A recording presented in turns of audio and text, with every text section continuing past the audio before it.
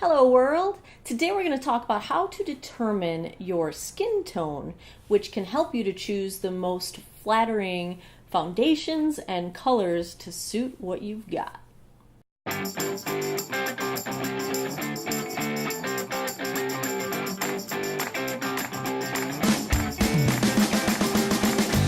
Hey everybody, Shelly here, and today I want to talk about how to figure out what your skin tone is, your natural skin tone and your undertones, so that it makes it a whole lot easier to select foundations and makeup and clothing shades that will complement your natural beauty.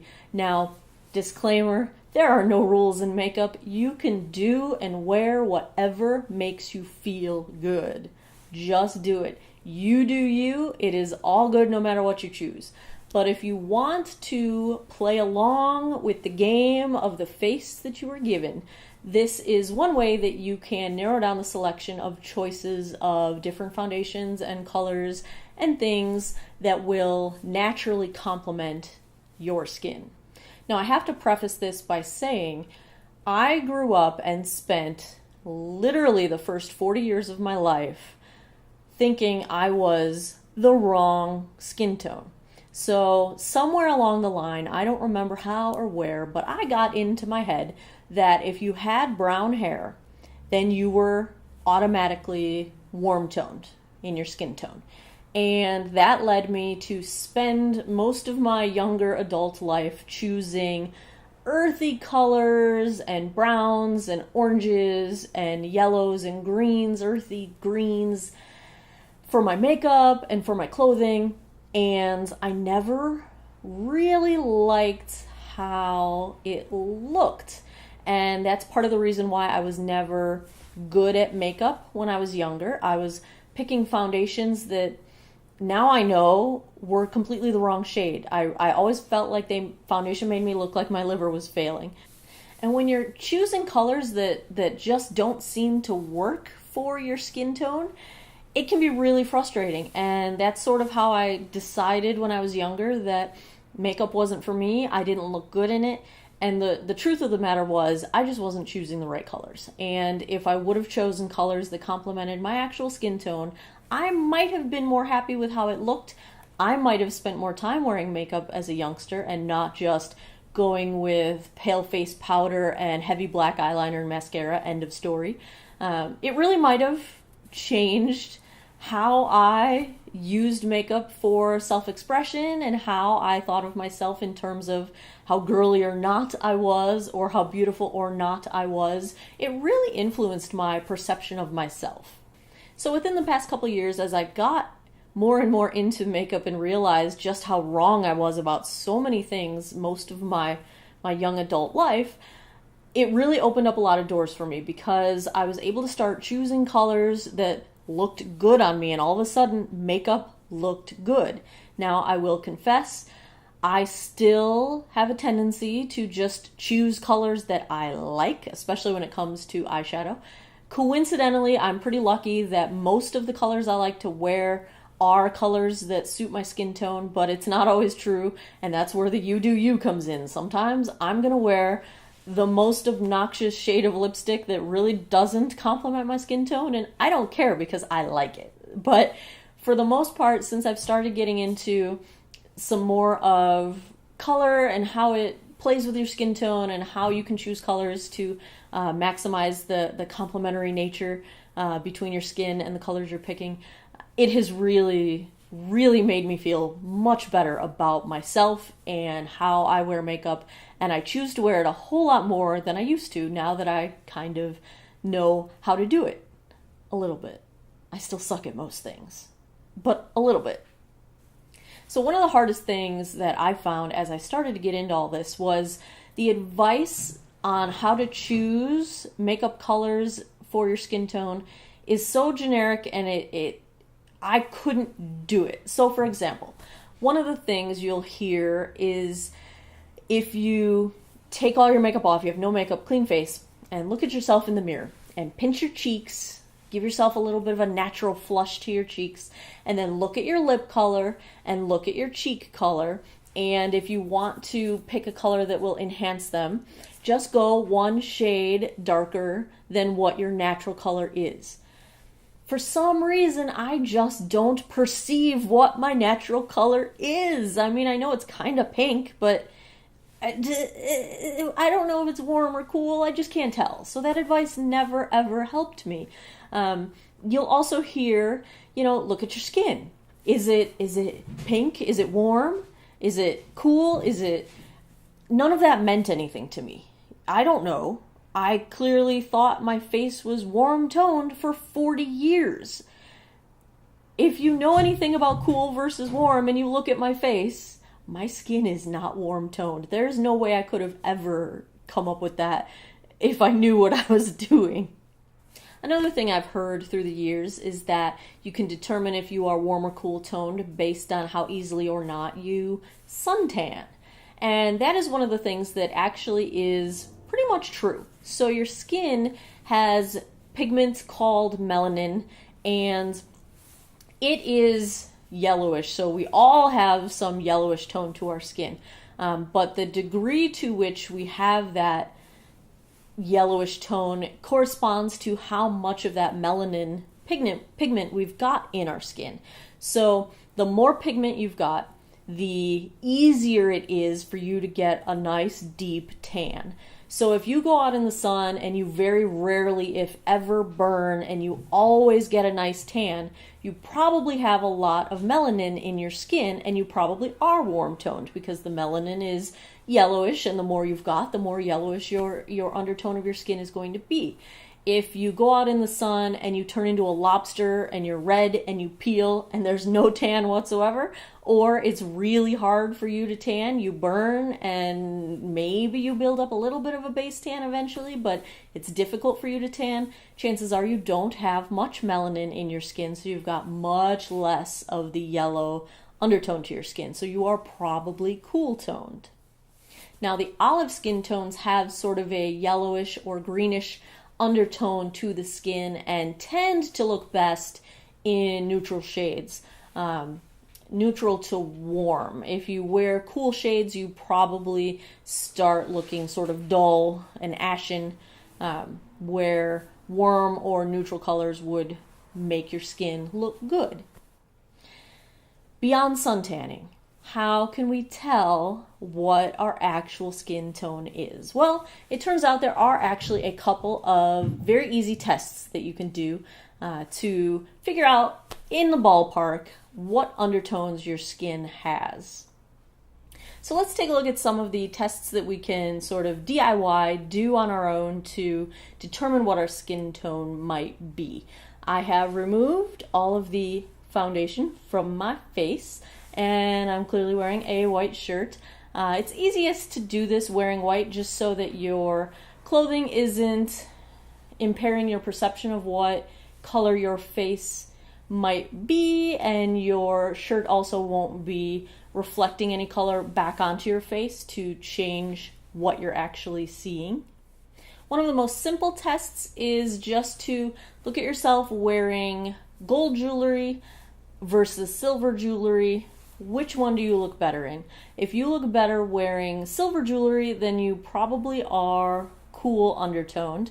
And if you look better wearing gold jewelry, you're probably warm undertoned. If you can get away with wearing either one, you may be closer to the neutral side of things. Now, I don't really like the jewelry test because it can be very much influenced by your personal preferences. So like if you really like Southwestern jewelry, with the silver and the teals and the turquoise, you might just like that style of jewelry, and therefore you may think that because it's silver based you're cool toned, but you actually have a preference for the style of jewelry rather than a preference based on the way the color of the metal looks against your skin. So I tend not to use the jewelry trick. For me personally, I have always been able to get away with wearing gold or silver. I have a preference for silver jewelry, and that's just a personal preference of my taste in jewelry. So our first test, in my case, I've always been able to wear either one. So here's an example of what gold jewelry looks like next to my skin. I've turned it around so that you're not distracted by the color of the piece of the jewel. And here is what silver jewelry looks like next to my skin.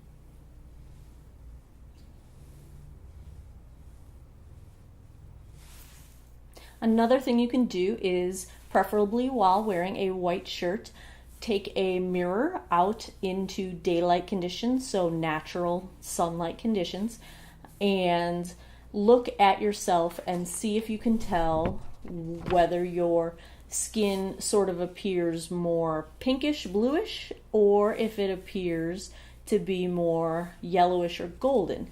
Another trick can be to bring yourself a white piece of paper and put it next to or beneath your face and look at yourself in the mirror and see if you can see any sort of color cast to your face. I took a photo outside of myself with the white piece of paper trick, and here's what I got. But if you look here I've got daylight simulated lights on me right now, and you compare my face to a white sheet of paper, I pretty much look pinkish, you know? I don't really have golden tones to my skin. I look pretty much the undertone of my skin, and you can kind of cheat and look around the corners of your mouth and the corners of your nose. I get pretty pink. So for me, that seems like I'm probably tending toward the cool side of things, because your pinks and your blues are going to indicate cool tones, and your yellows and goldens are going to indicate warmer tones. And in my case, I think I do lend a bit toward the pinky side of things. So far jewelry is telling me I'm probably neutral, possibly on the cool side, but that silver preference might be based on the fact that I just like silver jewelry. And the white paper test seems to be pushing me a little bit on the cool side. So that's where we're at so far. The next test that you can do is to look at the color of the veins on the underside of your wrist. You want to do this again in natural daylight conditions, so go outside and look at your wrist if you can. Now, if your underside of your wrist, if the veins look like they are bluish or purplish, then you are probably cool toned. And if the veins look more like they're yellowish greenish, then you are probably warm toned. If you have a really hard time telling whether they're blue, purple, or yellow, green, then you're probably neutral toned. Now, again, this is always easiest to do if you've got a sheet of paper. So here is my wrist, and you can kind of see, if I had to pick a color, I'd say they look purple, but in some spots on my arm, if I go up into the crook of my elbow, they look sort of greenish. So that is a little difficult for me to tell. So I would say, if I was pressed to give an answer, I would say they're purplish, so probably cool toned, but I do have a hard time telling what color they are, so that kind of puts me closer to the neutral side of things. So I'd say probably neutral with maybe cool undertones there. Based on those three tests, I'm going to go with I'm probably neutral with slightly cool undertones. Now, another thing you can do is visit a Sephora store, because they teamed up with Pantone and came up with this thing called ColorIQ, and they have a little device that they'll scan your neck or the side of your face with, and they will tell you what your skin tone is. Now, this isn't foolproof. Everything from lighting conditions to user error. The person, using the tool might be not holding it in the proper place or at the proper angle, things like that. So it's not completely foolproof. You probably do want to have this done multiple times. I try to have them do it every time I go in the store. In my case, it has always been very consistent. I am, according to ColorIQ, I'm a 2R03. Now, the way those numbers work, there's a chart that you can actually grab on the internet, and I will link that chart below, and it will show you all of the tones that match to the numbers that you've been assigned based on that test. You can then, on Sephora's website, enter in your user profile your color number, and they will return to you a list of all of the skin products that match your skin tone. In my case, it has been incredibly accurate. I've been within one shade of what they test me every single time. So that 2R03 in my case, it breaks into two parts. The first number and letter, in my case the 2R, is going to tell you whether you are red or yellow, meaning cool or warm toned, and the numbers go from 1 to 7. The lower your number, the more neutral you are. So 1 is the most neutral you could be, 7 is the least neutral you could be. I am 2R, so I am very close to 1, so I'm very close to neutral, but I do have some reddish tones in my skin, in my undertones. So I am neutral with cool undertones. Red is the cool side of things. The 03 part, the second part of that number, is how light or dark your skin is. And it goes from 1 being very fair all the way to 15 being very dark. So I am an 03. So I'm not the palest of the pale, but in a scale of 1 to 15, 03 is on the fair side of the fence. So I would say I'm not very fair, but I am fair. I am lighter than light, and I'm nowhere near medium or dark. So that's how that ColorIQ number breaks down. If it doesn't work for you, don't just assume that the whole thing is trash. Use it as a starting point. Go get your number. Pick a shade lighter and darker than the recommended shade based on that number, and then swatch them all. Because swatching really is the true way to find out what your tone is, and then you can reverse engineer it if you want. If you find a foundation that perfectly matches your skin, then what's that number? And you can do it that way as well, and use that to search for other products that might match your skin tone. Now, when it comes to foundations, swatching your foundation is really the best tried and true way to figure out what foundation is going to match your skin. If you know that you've got pink undertones, cool undertones, yellow or warm undertones, you can look for words in the descriptions of the foundation that tell you that this is a cool undertoned or a pink undertoned foundation, or a golden undertone or a warm undertone foundation, and that can help you narrow it down. The best place to swatch your foundation is usually either on your neck or your jawline of your face, so you can kind of compare to your face and your neck what is going to match the best. I've got a few foundations here, and I'm going to swatch them out and show you basically how they work on me. So first up, I've got a foundation from Bliss Explosion Foundation, and I had been swatching these in the store at Kohl's where the lighting was terrible, and I had a really hard time coming up with a match. So I've just got a tiny bit of foundation here, and I'm going to swatch it along my face. And you see how the foundation really does not disappear into my skin. It's a little too yellow, and it's quite a bit too dark. So that is not the best color match for my skin. Next up, I've got one of my favorites. This is the Smashbox Studio Skin 15-Hour Wear Hydrating Foundation. So I'm going to take a tiny little pinch of this. This is in shade 2.1, so it's not the fairest that they've got, but it is a pink undertone foundation. And I'll swatch that next to it. And you see how it's a lot harder to see this foundation? It is a little bit dark for me, but the lighter shade was a little too light for me, so I wasn't able to go that route. But this one, color-wise, does seem to fade into my skin pretty well. It's slightly darker, so maybe it's better for the summer months when I've got a little bit more color versus the winter months when I don't have as much color. My absolute favorite foundation at the moment is Charlotte Tilbury's Magic Foundation, and this is in shade Fair 2. Now, this particular one is a tiny, tiny bit too light for me, but I feel like the color is a beautiful match, and I actually mix this with just a touch of my Bliss that is too dark for me, and it comes out to a nice color match. So here is, oh, that's a lot of foundation.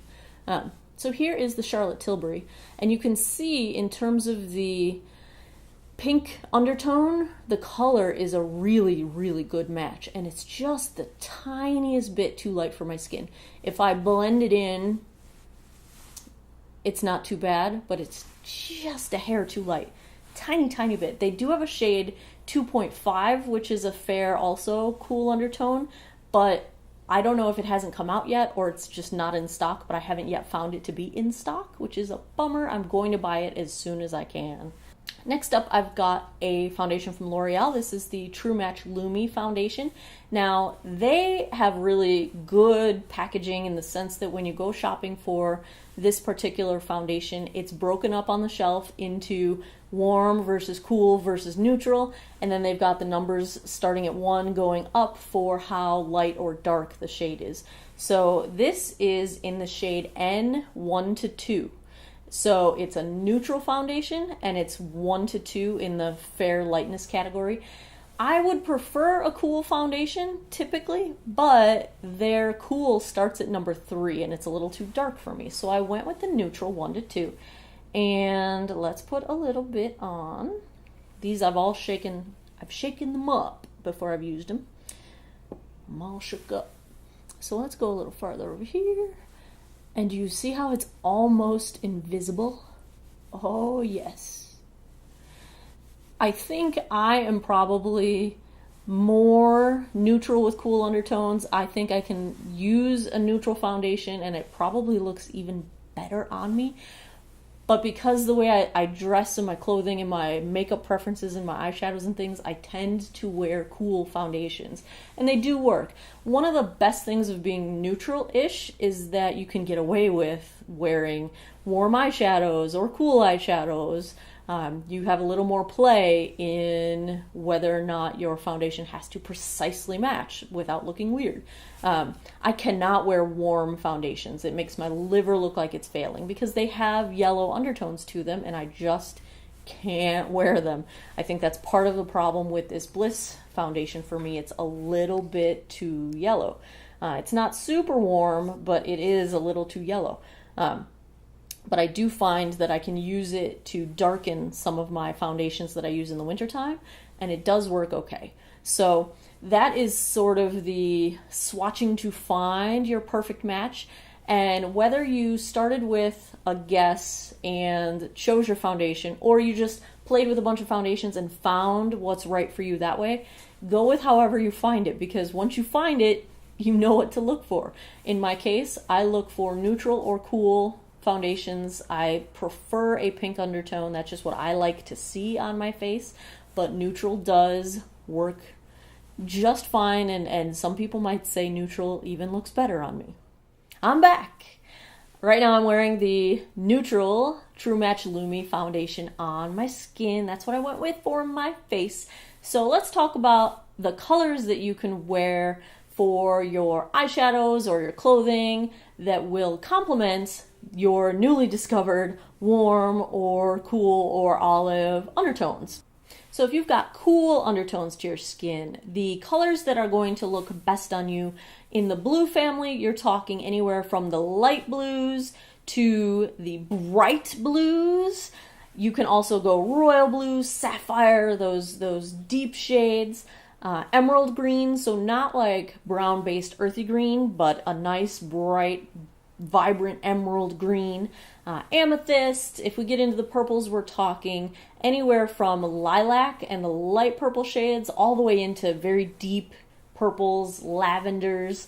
When we talk about pinks, you can go for the light cool pinks, preferably the cool toned pinks. If you're going to go bright, go with the shocking pink, not hot pink, not the warm based pink, but the shocking bright cool pink. If you want that sort of bold pink. If we're talking reds, go for a ruby red. Go for bright rose colors. In the neutrals, you can go with grays. You can go with navy blues. Those are all going to work for cool skin tones. For those with warm undertones to your skin, you've got that whole plethora of earthy colors. So you've got the browns and the taupes and the brownish greens and the all those dark earthy beautiful colors, terracotta, desert sand, sand tone, khaki colors, honey gold, apricot.